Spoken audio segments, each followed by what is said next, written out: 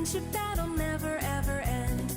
Yowie wowie, it was another unmissable Monday Night Raw if you're like me and you're a Bray Wyatt fan, because this week's Raw was crucial. This was not what we expected at all. Of course, it was advertised on SmackDown and all weekend that Alexa would host a Moment of Bliss with Randy Orton. So we knew some kind of shenanigans would go on, right? It just literally is part of the course now. But of course we had no idea it was going to be the other way round. But believe it or not, there was some things you may have missed this week on Raw that's Funhouse related. So we're going to go through them all on this brand new Things You Might Have Missed video. But before we start, make sure you help this video by dropping a like on it. It really does help the video, so I appreciate each of you that do that. If you are new to the channel, hit the subscribe button. And if you think I missed anything from this week, let me know in the comments section down below. Now let's start with something fun. It's the return of the Firefly Fun House. Puppet Watch! It's back. Slightly different this week, of course. The WWE Shop Cyber Monday was advertised, and behind the New Day, hanging on the wall, you can clearly see a Huskus the Pig Boy WWE Shop version plush toy. Now, I'm going to count this as a Funhouse puppet sighting because I need the content, but it's there and it exists. It happened. But let's get more serious and going with real things you might have missed. Of course, we had the Moment of Bliss, and at the very start of Raw, you saw this image. You see the fact on screen, there is a new Moment of Bliss logo with the clouds, and the clouds are all around the Thunderdome as well. You know, if you know the channel, we love clouds here. It's literally part of the Firefly Fun House. It's what we do, right? So, of course, having Alexa now have these clouds is really cool because it's changed a Moment of Bliss. Everything about Alexa has changed. If you didn't know, the clouds are actually all the same shape. And it's this shape. And it's the shape of the Firefly Fun House logo itself, which I think is always cool. Just a little thing you may not have known. But I do like the fact that it's changing everything about Alexa, including the Moment of Bliss segments.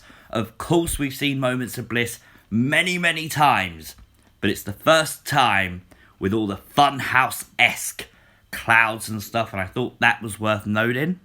I'm sure the thing you're all waiting for me to talk about is the doll. Of course, in the table this week was a doll, and it's completely blew my mind because I didn't even notice it at first. But it seemingly is holding on to the bars like it is caged. Now, I love the idea that this is representing Alexa Bliss and that she is imprisoned by the Fiend, by Bray Wyatt, and that's what we're seeing represented here with a table and a doll. Alexa having a table on a Moment of Bliss isn't a new thing. There usually is two chairs with a table in the middle of both her and her guest. So it's not something that you would have noticed maybe straight away like me.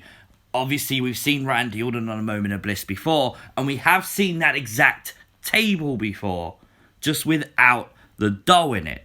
And I think that's a very crucial point as well, because if you actually look, the chairs are different as well. There's nothing, obviously, on the table. You can see the flowers in this picture was on the table during the Moment of Bliss segment. But you can clearly see that table had nothing on it or nothing in it. And this one has something in it. It's that freaking doll. And the chairs are now bright yellow. Alexa's sitting very different. She's got her legs crossed. And I just wonder if this is a new sort of version of the Funhouse Alexa Moment of Bliss.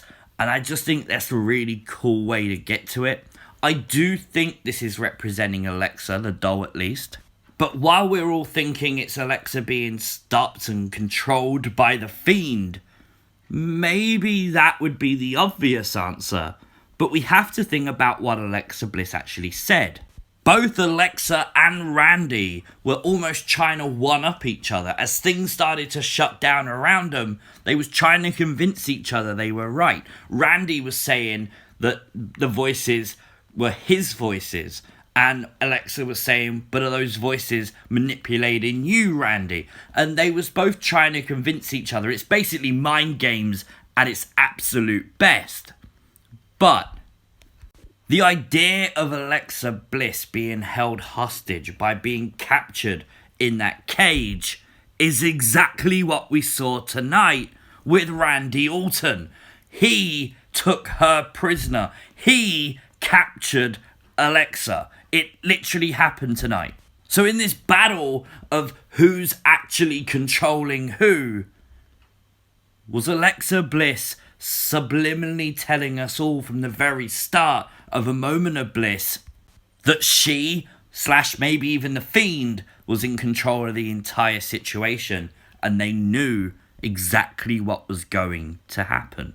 I love that idea, because Alexa was saying about the voices manipulating Orton. Maybe that's exactly what the voices made Orton do, because they are manipulating Randy Orton, as Alexa Bliss claims. Obviously, Randy Orton cut the amazing promo tonight about talking about the past with Bray Wyatt, and I did like that. The added touch that you can revisit that feud from all those years ago is such a good story that the Fiend is able to tell. Having Orton basically say that the voices in the Fiend's head are his, like, without a doubt, Orton is the guy at the very top of Bray Wyatt's revenge list. There's no doubt about it. And I know some people say that this feud shouldn't happen yet, but the truth is, if Bray Wyatt hates Randy Orton, why on earth would he wait to attack Randy? To wait to attack Randy would make no sense at all. Maybe it's a little bit rushed into it, maybe.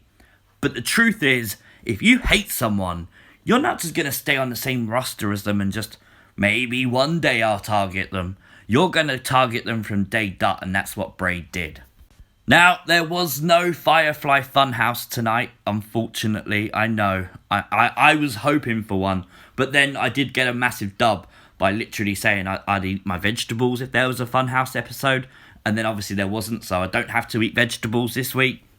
Dub. So big.